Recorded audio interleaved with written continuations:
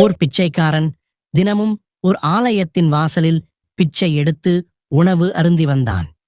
அப்போது அந்த ஆலயத்தில் ஒரு மகான் வந்தார். அவரை பார்த்த பிச்சைக்காரன், சாமி, என் வாழ்க்கை கடைசி வரை இப்படிதான் இருக்குமா என்று கேட்டான். அதற்கு சாமியார், அது உன் தலையில் எழுதிய விதி. உன் கடைசி வாழ்நாள் வரை இப்படிதான் இருக்கும் என்றார். பிச்சைக்காரன், சாமி, என் தலைவிதி மாறாதா? மாற நான் என்ன செய்ய வேண்டும் என்றான். அதற்கு சாமியார், நீ புத்தர் பெருமானை பார்த்தால் உன் தலை எழுத்து மாற வாய்ப்பு உள்ளது. அவரை போய்ப்பார் என்றார். பிச்சைக்காரன் புத்தரை பார்க்க புறப்பட்டான்.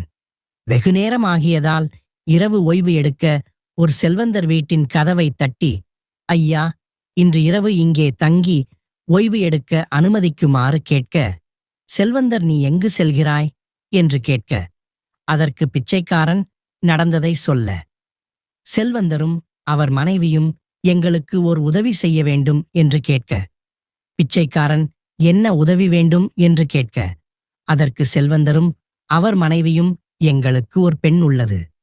அவள் பிறவி ஊமை, அவள் எப்போது பேசுவாள் என்று புத்தரிடம் கேட்டு எங்களுக்கு சொல்ல வேண்டும் என்றனர். அதற்கு பிச்சைக்காரன் சம்மதித்து இரவு ஓய்வு எடுத்துவிட்டு காலையில் புறப்பட்டான். வெகுநேரம் கடந்த பின் ஒரு பெரிய மலை வந்தது. அதை கடக்க முடியாமல் இருந்த நேரத்தில் ஒரு மந்திரவாதி அங்கு வந்தார். அவர் பிச்சைக்காரனுக்கு, இந்த மலையை என் மந்திரக்கோல் மூலம் உன்னை கடக்க வைக்கிறேன், நீ எனக்கு ஓர் உதவி செய்ய வேண்டும் என்றார். பிச்சைக்காரன் என்ன உதவி என்று கேட்க, மந்திரவாதி, நான் 500 ஆண்டுகளாக முக்தி அடையாமல் உள்ளேன். நீ புத்தரிடம் என் முக்திக்கு என்ன வழி என்று கேட்டு சொல்ல வேண்டும் என்றார். அதற்கும் பிச்சைக்காரன் சம்மதம் தெரிவித்தான்.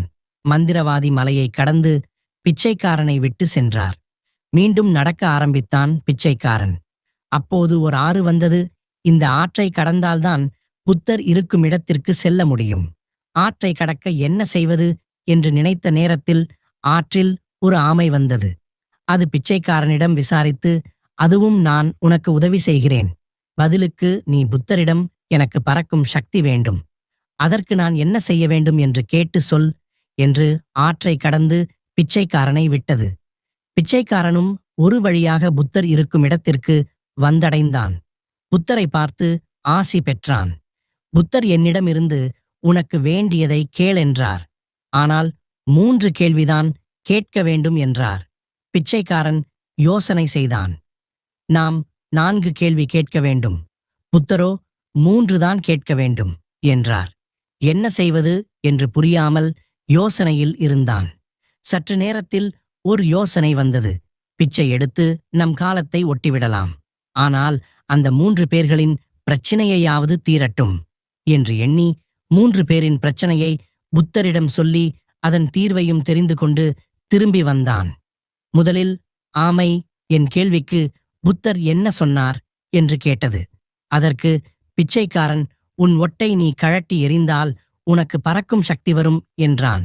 உடனே ஆமை தன் ஓட்டை கழட்டி பிச்சைக்காரனிடம் கொடுத்தது விட்டு பறந்து சென்றது. அந்த ஓட்டில் பவளமும் முத்துக்களும் இருந்தது.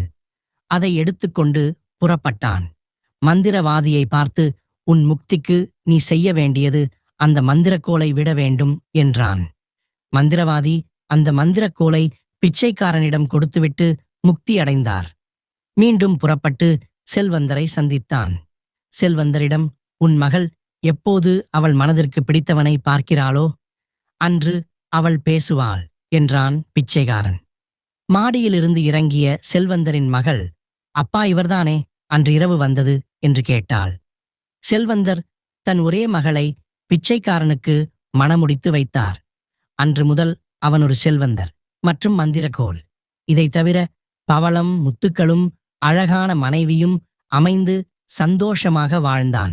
நமக்காக கடவுளிடம் வேண்டுவதை விட பிறர் நலனுக்காக வேண்டினால் நம் துயரமும் பிறரின் துயரமும் மறைந்துவிடும்.